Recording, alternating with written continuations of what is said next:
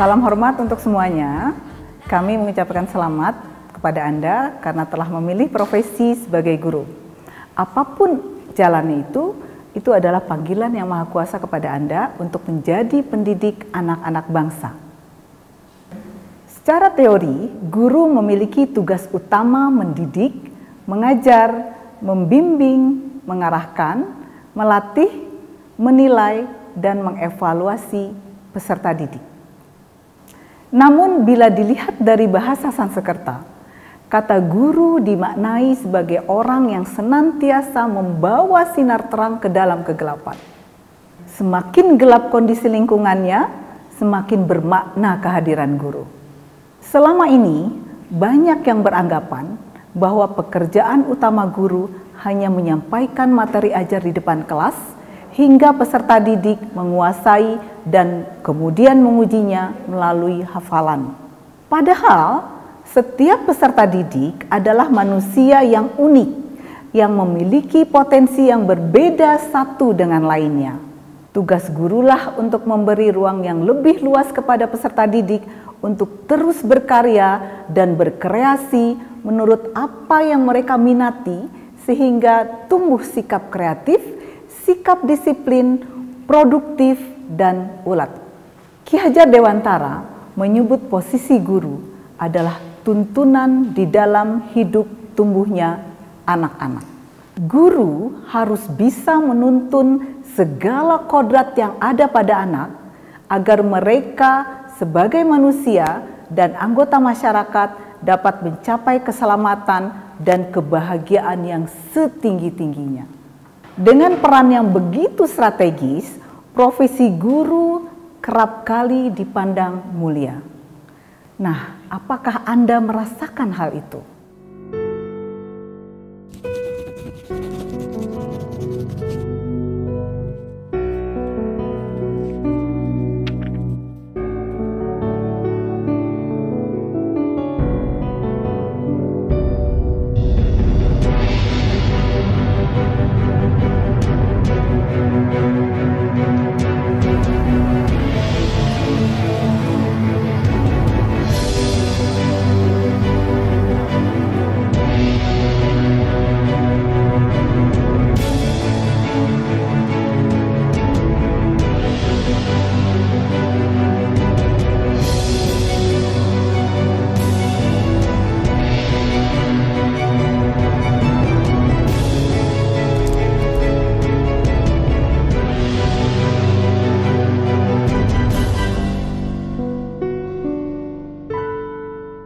Sebagai penuntun, seorang guru harus memiliki 4 ciri dasar. Apa itu? Yang pertama, harus memiliki integritas. Yang kedua, bisa dipercaya. Yang ketiga, memiliki pengetahuan luas. Dan yang keempat, selalu menebar kebaikan. Tapi tahukah Anda, apa itu integritas?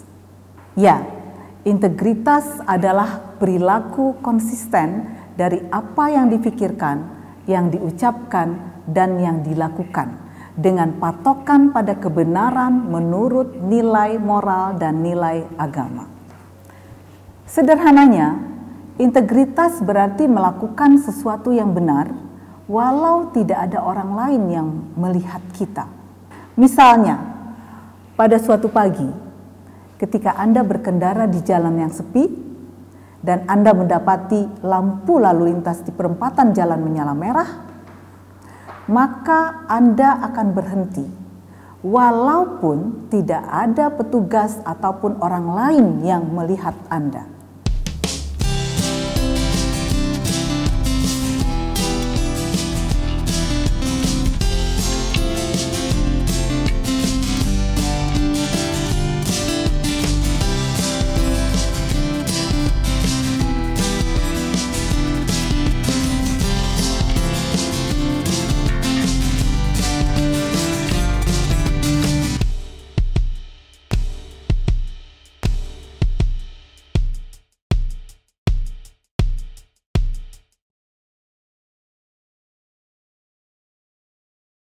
SMK Negeri 4 di Pasar sebelumnya sudah diberitahukan kepada pihak sekolah dan guru-guru juga.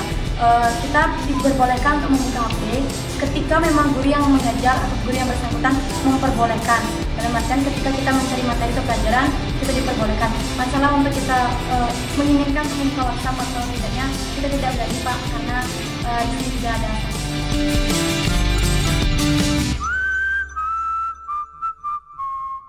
Korupsi? No! Anti korupsi?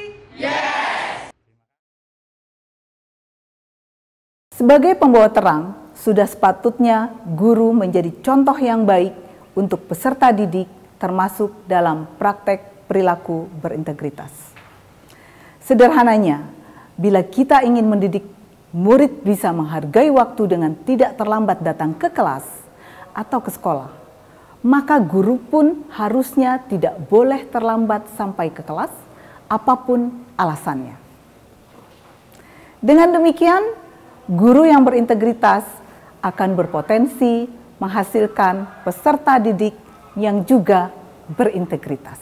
Aku ini anak jujur, karena anak jujur itu anak hebat.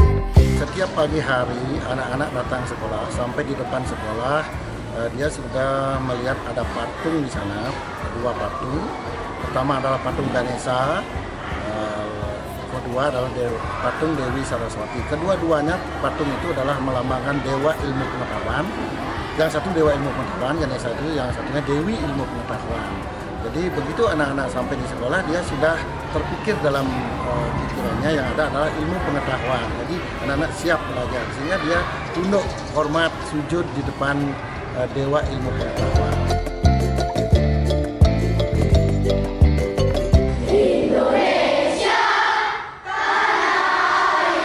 Mulailah dari kita sendiri, menjadi contoh baik untuk orang-orang di sekitar kita, orang-orang yang kita kasihi, peserta didik, anak, keponakan, dan lain sebagainya.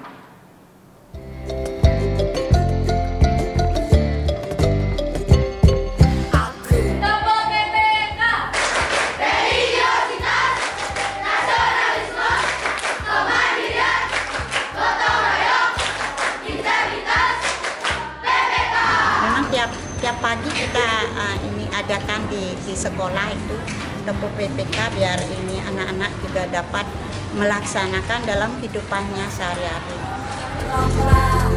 Aku gak pernah curang saat ujian sekolah. Aku gak pernah nyolong. Mahasiswa sekalian, disadari atau tidak, dunia pendidikan kita saat ini masih diwarnai oleh perilaku-perilaku yang tidak berintegritas. Apa itu? Contohnya, melakukan markup nilai, melakukan kong kali kong, menyalahgunakan kebijakan zonasi dalam mutasi guru, mutasi siswa, sertifikasi, pelaksanaan ujian termasuk ulangan harian, pengisian nilai raport, dan ketidakadilan dalam pelayanan kepada peserta didik. Jika demikian, berarti ada yang hilang di sekolah kita. Kemana integritas kita? Di mana pendidikan karakter kita? Budi pekerti dan pembiasaan kebaikan di sekolah. Apa tidak cukup keteladanan yang dicontohkan oleh guru-guru kita selama ini? Banyak dari kita sebagai pendidik lebih menyukai mengajar peserta didik yang penurut, yang tertib duduk mendengarkan dengan baik apa yang kita sampaikan, yang tidak banyak tingkah, tapi sebenarnya atas nama belajar, mereka berada dalam posisi yang terancam. Karena bila tidak belajar, mereka tidak akan lulus ujian. Yang paling buruk adalah mereka tidak bisa naik ke kelas selanjutnya. Proses ini mengingkari makna pendidikan. Dalam jangka panjang, akibatnya anak tidak mengetahui potensi diri dan keunggulan mereka yang sesungguhnya. Maka ketika juara, mereka merasa paling hebat, sehingga memandang rendah orang lain. Nah, lama-kelamaan akan muncul sifat egois. Sifat selalu minta dihargai, mudah menilai negatif kepada orang lain, berat memberikan pujian, sulit meminta maaf, rentan terhadap stres. Mereka mudah putus asa, selalu takut gagal, sulit menerima kenyataan, bahkan mudah menyalahkan orang lain atas kegagalan yang mereka alami. Kondisi seperti ini memudahkan mereka untuk terasuki paham-paham radikalisme. Mudah melakukan korupsi, terjerat narkoba, tidak peduli terhadap sesama, senang memilih jalan pintas, punya mental menerabas, manipulatif, dan perilaku tidak berintegritas lainnya. Bisa kita bayangkan apa yang akan terjadi ketika mereka memasuki dunia kerja kelak, ketika mereka memegang jabatan, ketika mereka kelak menjadi pemimpin, bahkan ketika mereka kelak menjadi guru.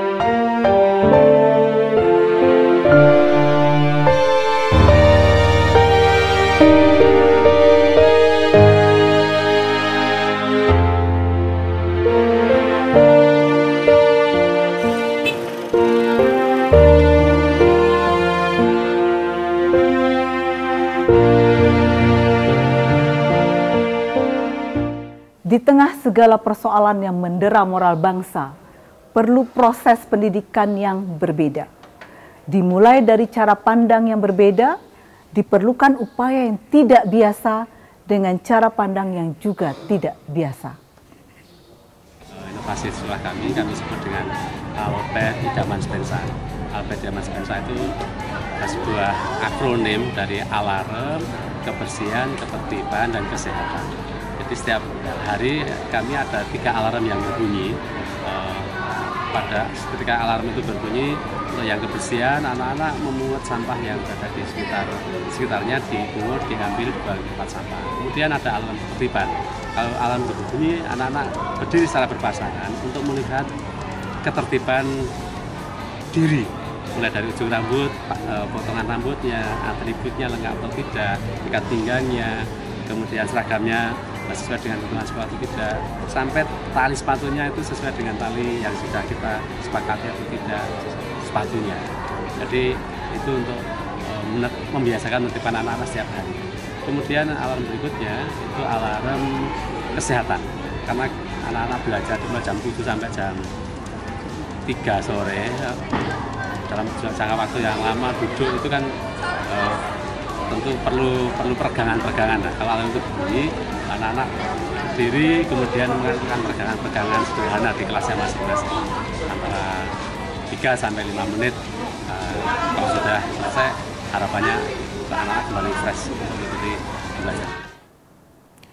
Mahasiswa sekalian, pada dasarnya penguatan integritas itu merupakan pendidikan sikap, pendidikan nilai, dan pendidikan karakter yang memiliki sejumlah prinsip-prinsip yang harus dipenuhi. Prinsip pertama, mengubah pola pikir. Proses penguatan integritas tidak bisa dilakukan dengan pola pendidikan yang selama ini kita lihat dan kita lakukan. Perlu sebuah terobosan, inovasi, dan upaya yang tidak biasa. Prinsip yang kedua, diri pribadi sebagai kunci.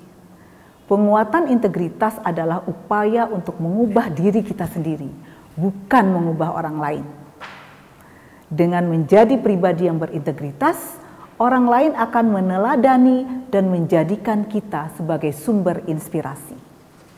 Prinsip yang ketiga, yaitu capaian kompetensi yang sesuai dengan perkembangan anak. Pendidikan untuk anak harus sesuai dengan tahapan perkembangan anak. Dimulai dari pengenalan, penguatan kesadaran, pengalaman, dan penguatan berintegritas. Lalu prinsip yang keempat, bersifat mendasar dalam kehidupan manusia. Pembelajaran penguatan integritas harus dilakukan dalam semua aktivitas. Prinsip yang kelima, terkoneksi dengan keluarga dan masyarakat. Ki Hajar Dewantara menyebut 3 tempat pergaulan yang menjadi pusat pendidikan. Yang pertama adalah alam keluarga. Yang kedua, alam perguruan atau sekolah. Dan yang ketiga, alam pergerakan pemuda. Nah, yang ini meliputi teman bermain dan lingkungan masyarakat. Prinsip yang keenam, konsisten dalam setiap aktivitas. Penguatan integritas hanya bisa dilakukan, dibangun, diperkuat dalam suasana yang juga berintegritas. Sebagai pendidik, tidak bisa tidak. Kita harus bisa menjadi bagian yang tidak terpisahkan dari proses pengkondisian lingkungan belajar peserta didik yang berintegritas, baik di kelas maupun di sekolah. Prinsip yang ketujuh, yang terakhir, proses penguatan yang dilakukan terus-menerus perlu terus dijaga. Oleh karena itu, dibutuhkan indikator keterlaksanaan proses untuk memastikan semua berjalan dengan lancar. Sekolah adalah replika masyarakat masa depan. Maka sekolah harus ditempatkan sebagai lokomotif yang membawa perubahan bangsa ini. Mari kita bergerak aktif, melakukan perubahan dengan cara yang berbeda, dimulai dari pembangunan jiwa, pembangunan budaya yang diawali dari diri kita, kelas kita, dan sekolah kita.